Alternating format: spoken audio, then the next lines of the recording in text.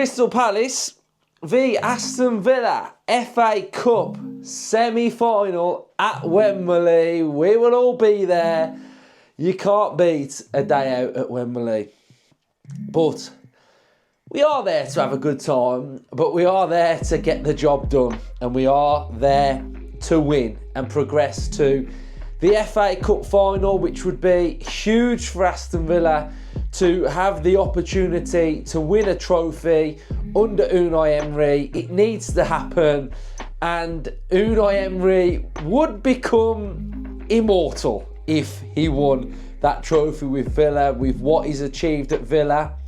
And it would just be a huge achievement for this team with certain players like McGinn, Konsa, Mings, Martinez, and even the new players to lift the trophy at Aston Villa.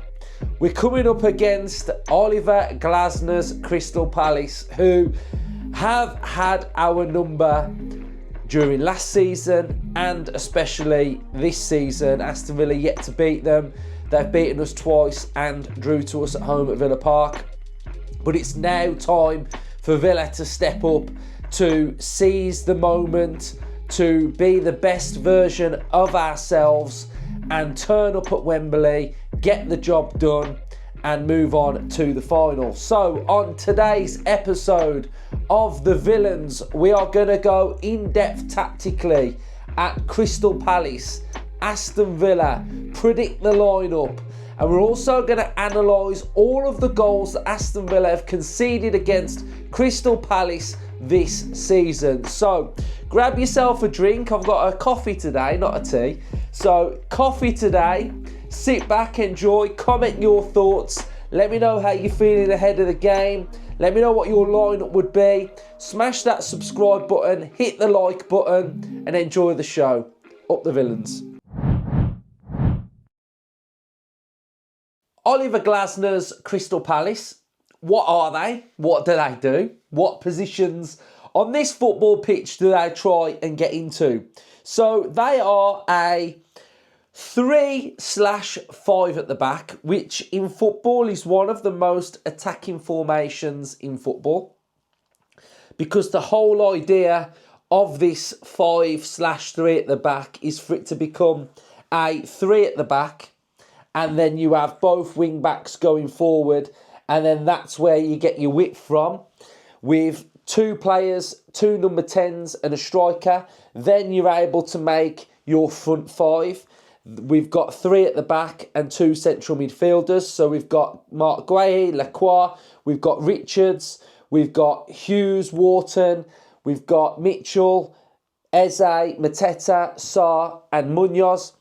And they want to get into this position as much as they can.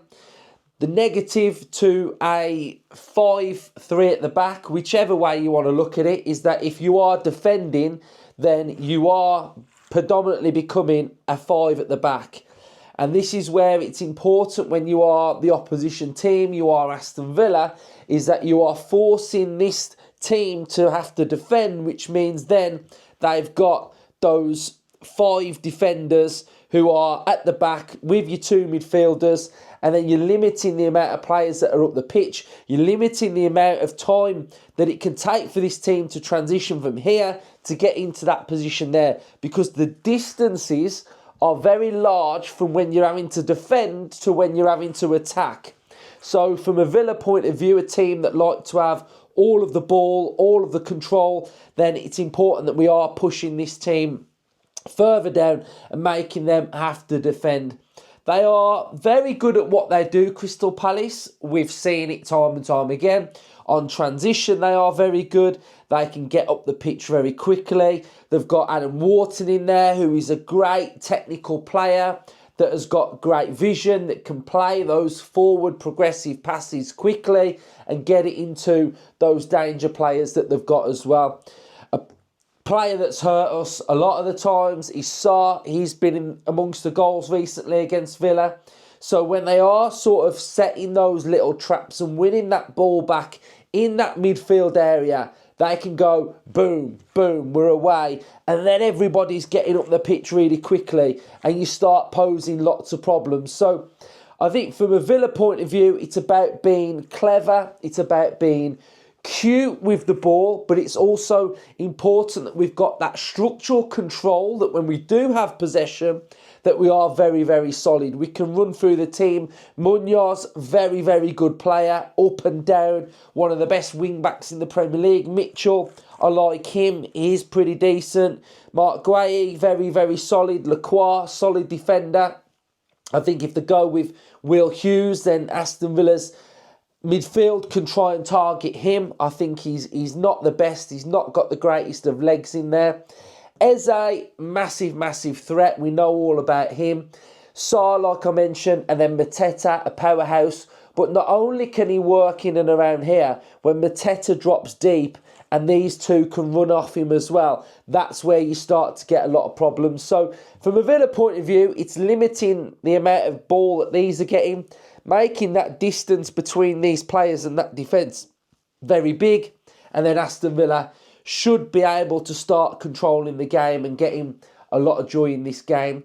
One thing that I've had a look at, because, and I think in football, you know when you hear, like, I don't know whether it is a cliche, but like you hear like, Wembley's a big pitch. Like, can Crystal Palace do it on that big Wembley pitch? So I wanted to have a look at this really, because I find it quite interesting. Like, you know, I'd heard that and I was like, okay, yeah, I can understand the Wembley pitch is big, etc.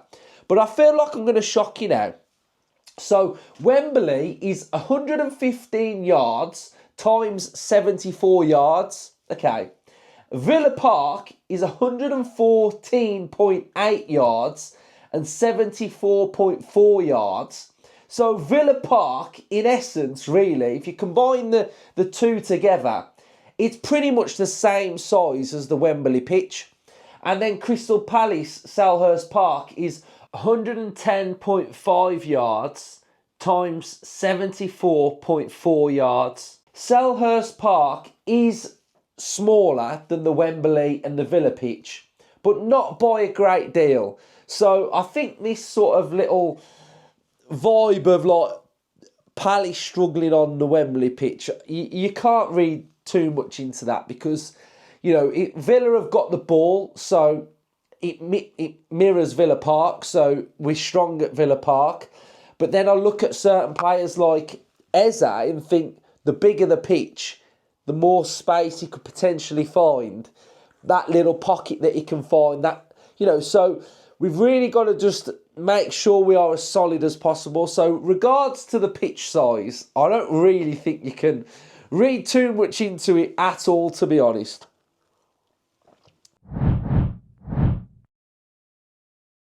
So what we are going to do, we're going to have a little look at some of the images now of how Crystal Palace play. So as you can see on the screen, we've got the three at the back. We've got two central midfielders. We've got Sarr, who's dropped a little bit deeper. We can see that Eze's got his hands up on that left-hand side. We've got Munoz, who's gone forward.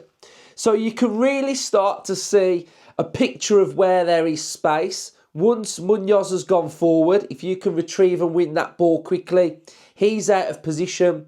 And I think sometimes you can think of, because they're five or three at the back, you know, and they're generally in this shape. In that screenshot that you can see now, this is generally the shape of where they are. And you can think, you can't really stretch a three at the back. Well, you can, because as you can see, there's space in behind Munoz on that picture.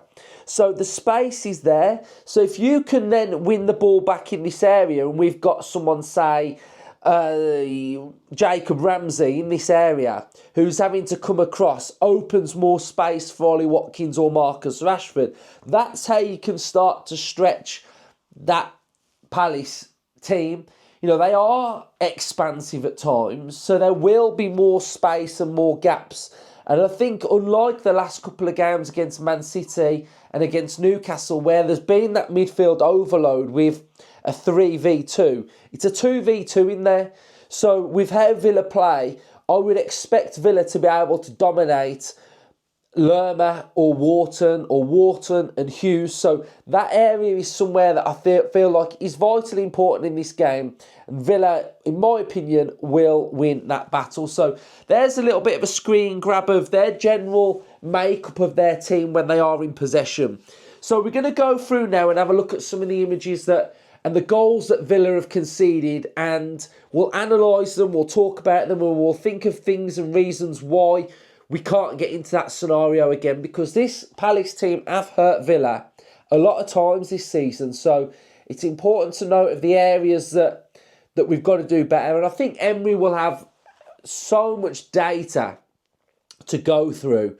And I think there are different permutations of, why we lost those games. The Cup, we rotated, a lot of injuries. The game at Villa Park, very naive. And then the game at Selhurst Park when we matched them 5 at the back and played Bailey as a wing-back. I can assure you that will not be happening at Wembley. We've got a goal here, and this is a area that I really want Villa to avoid, but I want us to be highly aggressive against Crystal Palace at the weekend. So what's happened here is Mateta has dropped deeper, won the ball back, and played a ball and a through ball to Sarr, who's run onto. So we've got to make sure that if Mateta is the player dropping, one of our centre-backs or central midfielder, whether that's Boubacar Kamara making up a back three, is aggressive on Mateta. We cannot allow him to link up play because they have the weapons to run off Mateta. So this was a bad goal from Villa. The other reason, and I remember why it was a bad goal from Villa as well, is because the ball has gone into Mateta and we've got no Villa player pressuring this player that has played that pass into Mateta. So you can see you can stop Mateta and be aggressive there, but if you press and stop this ball going into him, that is an area that we can stop happening as well. High line for life was in full flow in this game as well. We can see that Sarr is running clean through on goal, so we've got to make sure defensively, again, the line isn't too high and that they are not running in behind Aston Villa. In the Cup game, we've got an unmarked Eze. Again, you cannot leave Eze unmarked in the box. It's a great header, to be fair. And then we saw Kamada cutting in onto his right foot at Villa Park. Poor save from the keeper, but we cannot allow shots from happening at the edge of the box. But for me, guys, this is the analysis that we need to really pay attention to.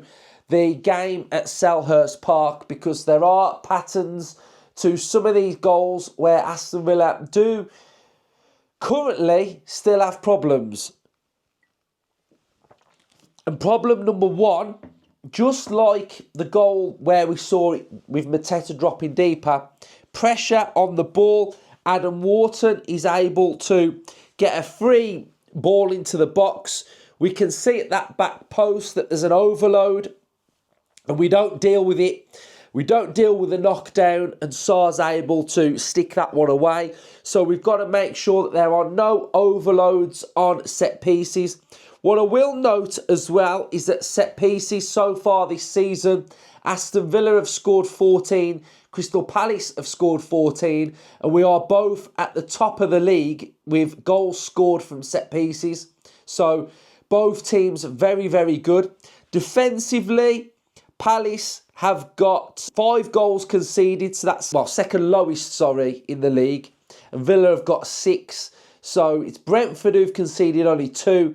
Palace 5, City 5, Villa 6. So we are pretty close with goals that have been scored and conceded from set pieces. So that area of the game cannot be overlooked. So this is sort of just reiterating the threats of Crystal Palace on set pieces.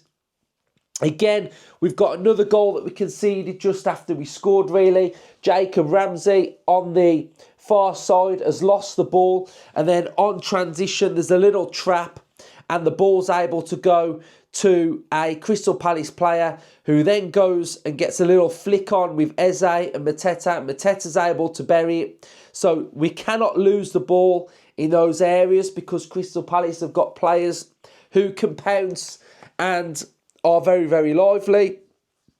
Our mate Sarr again, unmarked in the box. Cannot allow players to be unmarked in the box.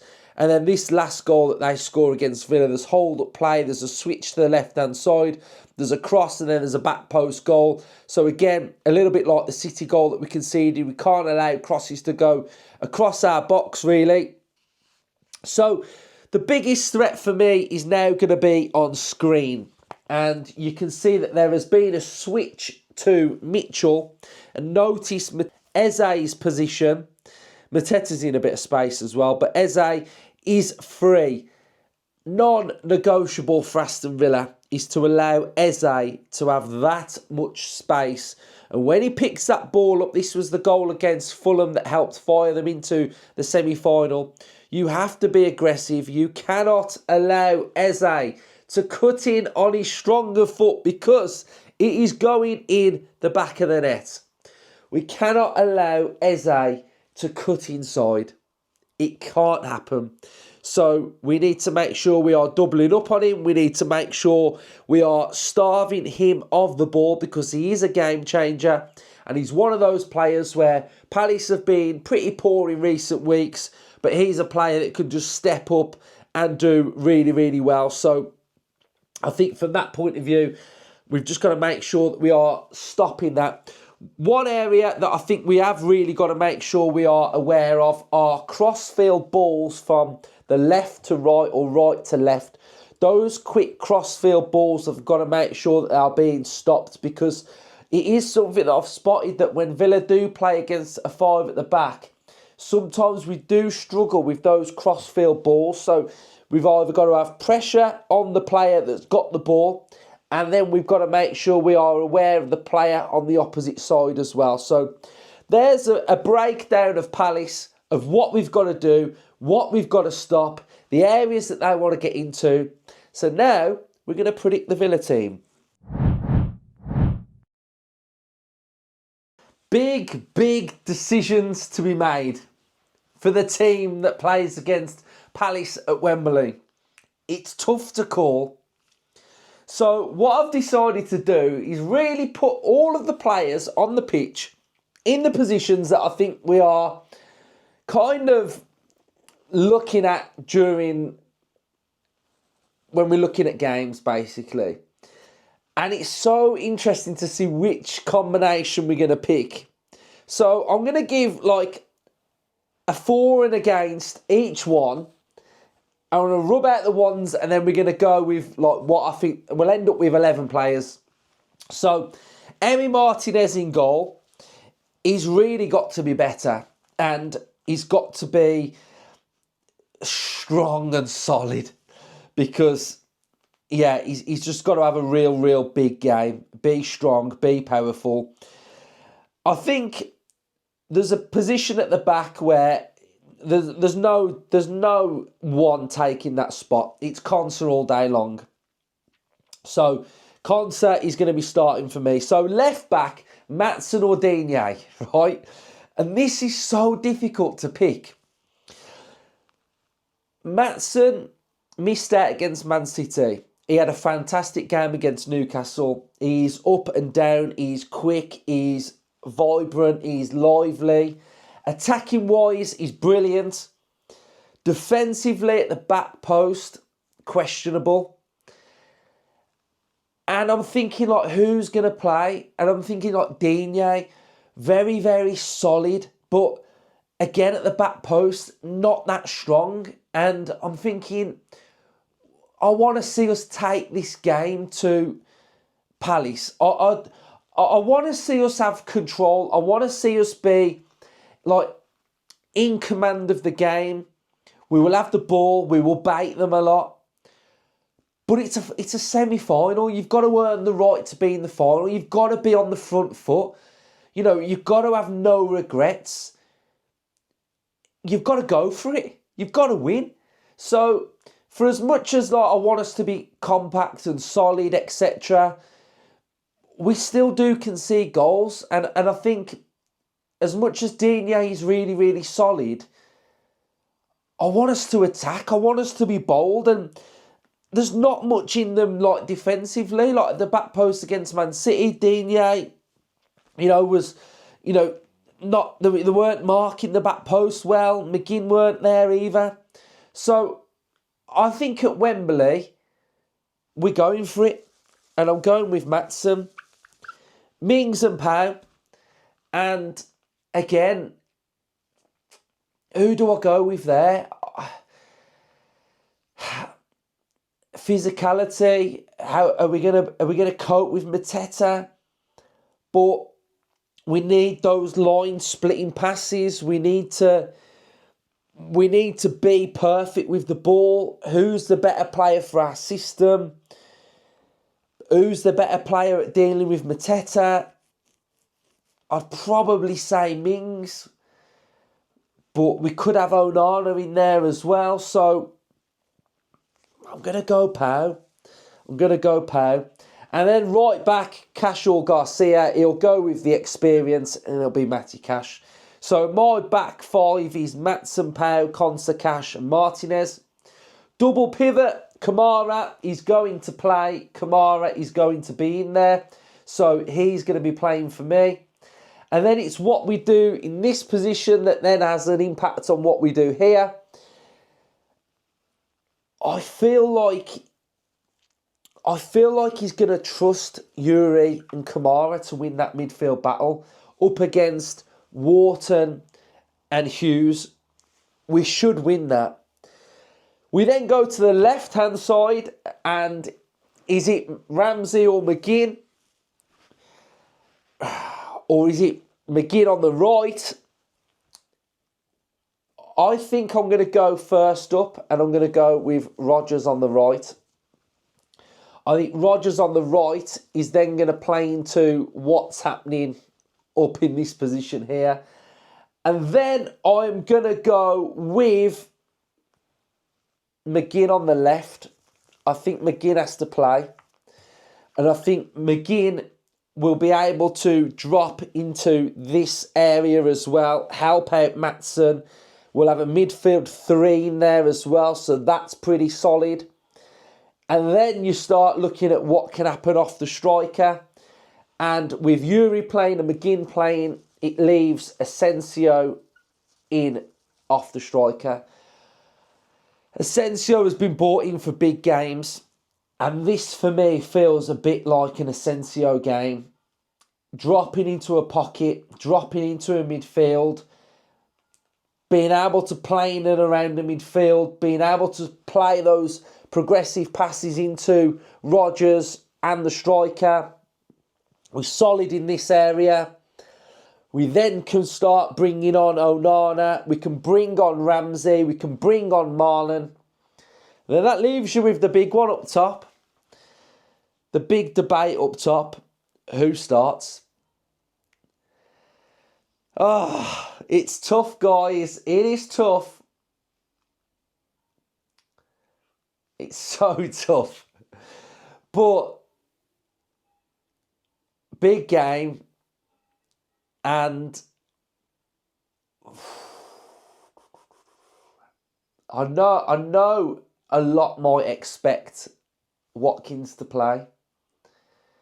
And he can stretch that whole team. But I think he'll go Rashford. I think that's what he'll go with. I'm certain he'll go with Rashford up top. Because Watkins is a big time player, isn't he? But I think this is what he's going to go with. I really think this is what he's going to go with. He could go with Watkins and he stretches, but I think that's the combination that he's going to go with. So my team would be Martinez, Maatsen, Pau, Konsa, Cash, Yuri, Kamara, McGinn, Rodgers, Asensio and Rashford. And then you've got the bench that can come on and change if needed. But I think McGinn has to play. And it's where McGinn plays. If Onana played, then Yuri would have to go there. I don't see Rodgers going off Rashford or Watkins. I think he'll stay out there. There'll be that link-up and movement. So this is my team, guys. Let me know what you think and what your team would be. So here we have both teams, Palace red, Villa blue. And this is the matchup. So key battles, things to notice, areas to look out for, areas of importance. Number one, pushing these wing-backs back. This side, very solid with McGinn in there. Again, McGinn can push Munoz back, and then he can help out Maatsen if needed as well. Opposite side, Cash, Rodgers up against Mitchell, and you've got Eze in there as well. What you'd expect to happen from Villa is that we go into a back three, and then you'll have Kamara screening. So Kamara next to Eze, working in that area, and Villa being very solid as well. If Mateta drops, centre-back follows, Kamara tucks in, etc., that's something that we can look out for. Being aggressive with Mateta is vitally important.